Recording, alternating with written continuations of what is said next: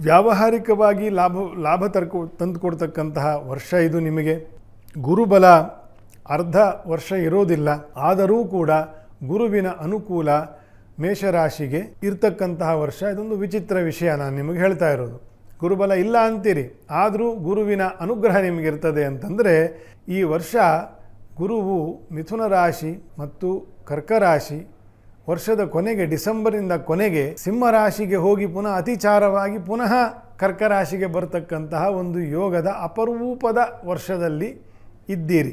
ಮೇಷರಾಶಿಗೆ ಇದು ಅತ್ಯಂತ ಶುಭವಾಗಿರ್ತಕ್ಕಂತಹ ಗುರುವಿನ ಅನುಕೂಲ ತರ್ತಕ್ಕಂಥದ್ದು ಒಂದನೇ ಕಾರಣ.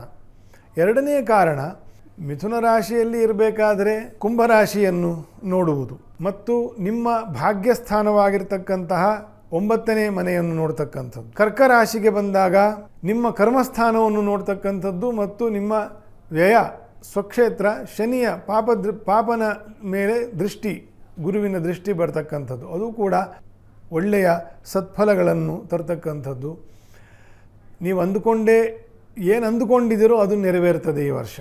ಮತ್ತು ನೀವು ಅಂದುಕೊಳ್ಳದೇ ಇರೋದಕ್ಕಿಂತ ಒಳ್ಳೆಯ ಕೆಲವೊಂದು ಸಾಂಗತ್ಯ ಸಿಗ್ತದೆ, ಆದಾಯ ಬೆಳವಣಿಗೆ ಆಗ್ತದೆ, ಕುಟುಂಬ ವರ್ಗ ಸಂತೋಷ ಪಡ್ತಕ್ಕಂತಹ ವರ್ಷ ಇತ್ಯಾದಿಗಳನ್ನು ಈ 2 ಬಗೆಯ ಅಥವಾ 2-3 ಬಗೆಯ ಗುರುವಿನ ವಿಷಯದಲ್ಲಿ ಏನು ಹೇಳಿದ್ದೀನಿ ಈ ವರ್ಷ, ಈ ಜನವರಿಯಲ್ಲಿ ಅದರ ಒಂದು ಆರಂಭ ಆಗ್ತಕ್ಕಂಥ ಒಂದು ಸಮಯ. ಇಂತಹ ತಿಂಗಳಲ್ಲಿ ಓವರಾಲ್ ವರ್ಷ ಹೀಗಿರ್ತದೆ ಅಂತಂತಾನೂ ಹೇಳ್ಬೋದು. ಬರೀ ಜನವರಿಗೆ ಮಾತ್ರ ಈ ವಿಷಯ ಅಂತಂತಲ್ಲ. ಸೊ ಇನ್ ಪರ್ಟಿಕ್ಯುಲರ್ಲಿ ಜನವರಿಯ ವಿಷಯ ಆದ್ದರಿಂದ ಧರ್ಮಾಸಕ್ತಿಗಳು ಮತ್ತು ಸಂಚಾರಗಳು, ಕೆಲಸ ಕಾರ್ಯದಿಂದ ಸಂಚಾರ ಹೆಚ್ಚಾಗ್ತದೆ. ಸ್ವಲ್ಪ ನಾನಾ ಬಗೆಯ ಅನ್ಯರ ಕೆಲಸಗಳಿಗೋಸ್ಕರ ಓಡಾಡ್ತಕ್ಕಂತಹ ಕೆಲವು ಪ್ರಮೇಯಗಳು ಪ್ರಸಂಗಗಳು ಬರ್ತದೆ. ನಿಮಗೇನು ತೊಂದರೆ ಏನಾಗೋದಿಲ್ಲ, ಆದರೂ ಅದರಿಂದ ಆಯಾಸ, ಸ್ವಲ್ಪ ಖರ್ಚುಗಳು ಬೆಳಿಬಹುದು. ಅದರಿಂದ ಸ್ವಲ್ಪ ಗಮನ ಕೊಡಿ, ಒಳ್ಳೆಯದಿದೆ. ಫೆಬ್ರವರಿ ಮಾರ್ಚ್ವರೆಗೂ ಈ ಒಂದು ಒತ್ತಡ ಇರ್ತದೆ, ಅಂದರೆ ಸ್ವಲ್ಪ ನಿಧಾನ ಆಗ್ತದೆ ಅಷ್ಟೇ, ಆಯಿತಾ. ಹಾಗಾಗಿ ಗುರುವಿನ ಅನುಕೂಲ ಇಲ್ಲದೇ ಇದ್ದರೂ ಕೂಡ ನಿಮಗೆ ಏಳಿಗೆಯ ವರ್ಷ ಇದು.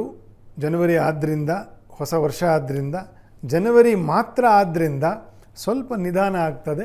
ತಾಳ್ಮೆಯಿಂದ ಮುಂದುವರಿಸಿಕೊಂಡು ಹೋಗ್ತಕ್ಕಂಥದ್ದು.